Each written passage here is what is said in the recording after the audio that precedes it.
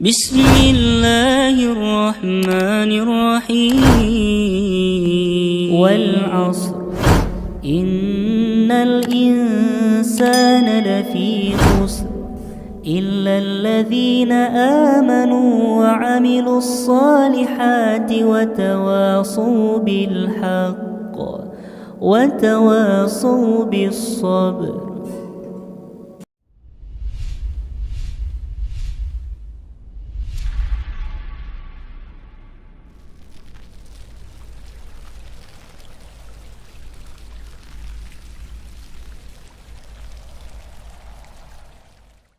Bismillah, Assalamualaikum warahmatullahi wabarakatuh. Alhamdulillahi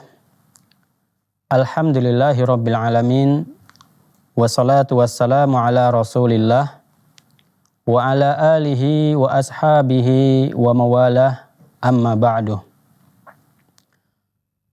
Kaum muslimin yang dimuliakan oleh Allah Subhanahu wa ta'ala, puji syukur kita senantiasa kita ucapkan kepada Allah Subhanahu wa ta'ala, karena Allah Subhanahu wa ta'ala masih memberikan kepada kita kenikmatan-kenikmatan yang sangat banyak sekali, sehingga kita tidak akan pernah bisa untuk menghitung nikmat Allah Subhanahu wa ta'ala tersebut.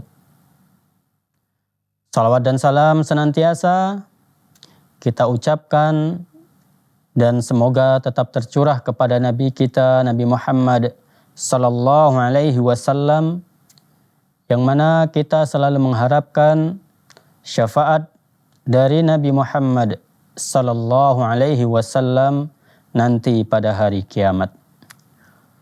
Kaum muslimin yang dimuliakan oleh Allah Subhanahu wa ta'ala, kita akan lanjutkan kembali pembahasan kita yang kita ambil dari buku Seluk-Beluk Alam Jin dan Syaitan, yang mana pada kesempatan sebelumnya kita telah membahas, yaitu berkaitan dengan bagaimana cara kita ketika yang kita hadapi adalah jin kafir.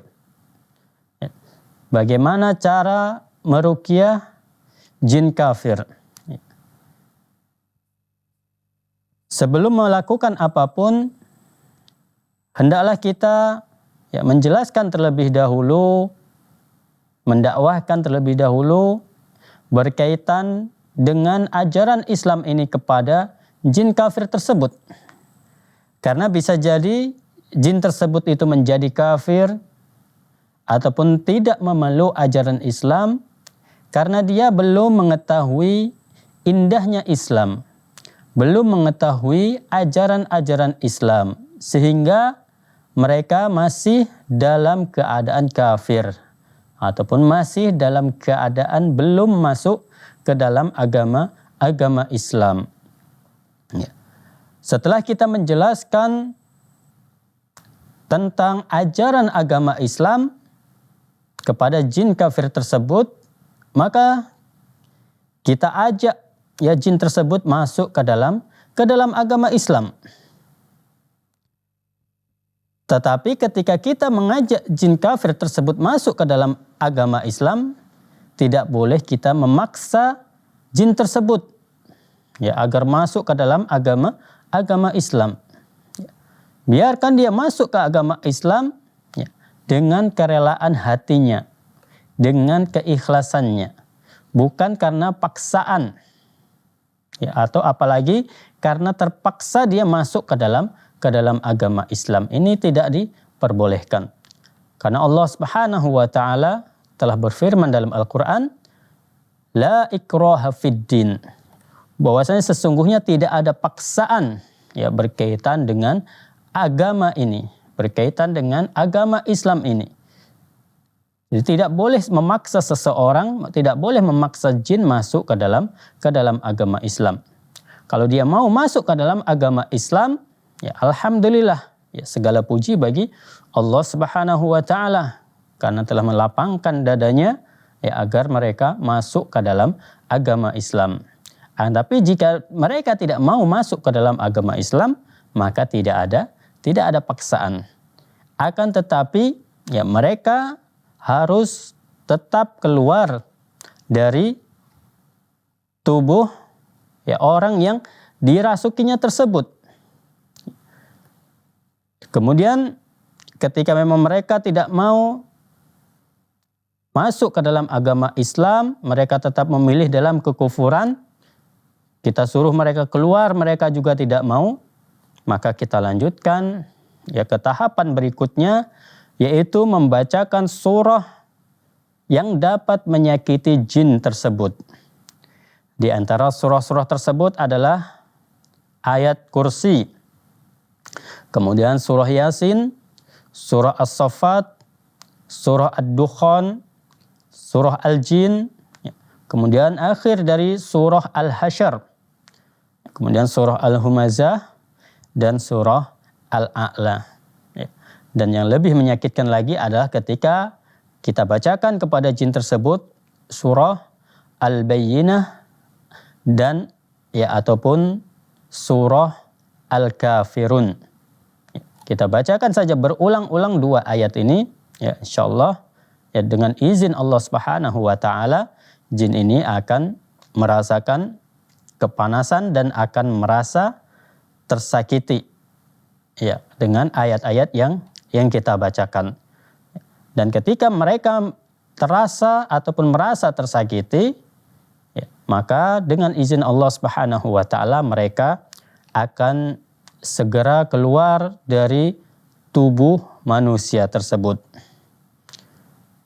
Secara umum, setiap ayat yang disebutkan di dalamnya mengenai syaitan-syaitan ataupun yang di dalamnya ada disebutkan berkaitan dengan an-nar ataupun neraka, ataupun disebutkan di dalamnya siksaan ataupun azab Allah Subhanahu wa taala, itu bisa menyakiti jin tersebut. Karena secara tidak langsung mereka ini paham dengan bacaan apa yang kita baca. Jin tersebut paham dengan apa yang kita baca, sehingga mereka terkadang merasa tersakiti dengan apa yang kita baca. Jika ia menuruti perintah kita, maka hentikanlah bacaan Al-Quran ataupun pukulan dan perintahkan untuk berjanji dengan nama Allah, kemudian suruhlah dia keluar. Ketika dia sudah merasa tersakiti dengan bacaan-bacaan kita, maka kita perintahkan mereka agar keluar dan berjanji dengan nama Allah Subhanahu wa taala agar mereka tidak mengganggu lagi manusia. Kaum muslimin yang dirahmati oleh Allah Subhanahu wa taala, kemudian kita lanjutkan kembali yaitu tahapan yang selanjutnya ya setelah selesai kita meruqyah ya, setelah kita kondisikan ya bahwasanya betul-betul jin tersebut telah keluar dari tubuh manusia, maka tahapan selanjutnya yaitu tahapan setelah terapi ruqyah. Ya, inilah dia pokok ataupun inti dari ruqyah ini. Karena inti dari ruqyah ini adalah bisa mentazkiyatun nufus seseorang, membersihkan hati seseorang dari perbuatan syirik kepada Allah Subhanahu wa taala. Ya, karena sebelumnya mungkin dia bergantung kepada manusia, ya, setelah diruqyah dia akan lebih bergantung lagi kepada Allah Subhanahu wa taala. Ya. Makanya di sini ya Syekh Wahid Abdus Salam Bali menyebutkan ini adalah tahapan yang sangat penting. Sebab di tahapan inilah seorang penderita menghadapi tantangan kembalinya jin ke tubuhnya sekali lagi. Maka itu Anda harus menyuruhnya mengerjakan hal-hal berikut ini. Ya, sebagaimana kita sebelumnya telah menggambarkan ya, bahwasanya apabila ya seseorang tidak memiliki benteng-benteng ketika setelah diruqyah, maka kemungkinan besar jin itu akan bisa masuk kembali ke dalam tubuhnya. Karena memang dalam tubuhnya tidak ada benteng-benteng. Ya. Tidak ada penghalang-penghalang dari jin tersebut sehingga sangat mudah sekali jin tersebut masuk ke dalam tubuh manusia. Jadi setelah seseorang tersebut diruqyah, ya jin tersebut sudah diusir dari tubuh manusia, ya maka sekarang ya adalah kita anjurkan ya kepada pasien tersebut agar melakukan hal-hal ataupun ya perbuatan-perbuatan yang nanti kita akan anjurkan kepadanya agar jin tersebut tidak bisa kembali lagi ke dalam tubuhnya. Yang pertama adalah menjaga ya salat secara berjamaah. Ya, terutama sekali adalah salat berjamaah ke masjid. Tentunya ini adalah bagi laki-laki. Jadi ketika seseorang melaksanakan ataupun mengerjakan sholat secara berjamaah, ya, maka jin ataupun syaitan ini akan merasa tersakiti. Makanya mereka dari bangsa jin itu akan berusaha untuk menghalang-halangi manusia melaksanakan sholat berjamaah. Mereka akan berusaha untuk menghalangi manusia agar tidak melaksanakan sholat berjamaah.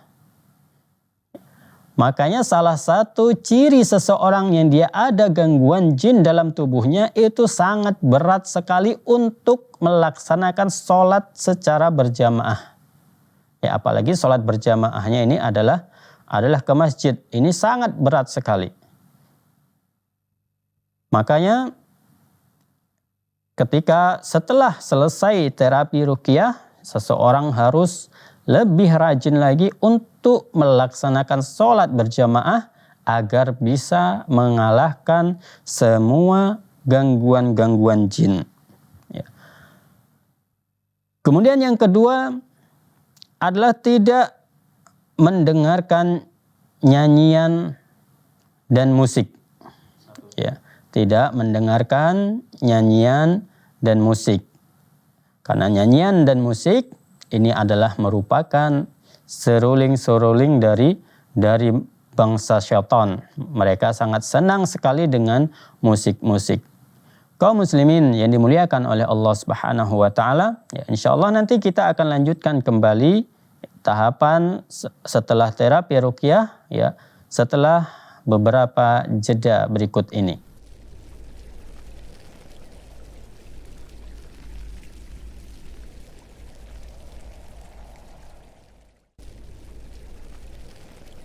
الحمد لله رب العالمين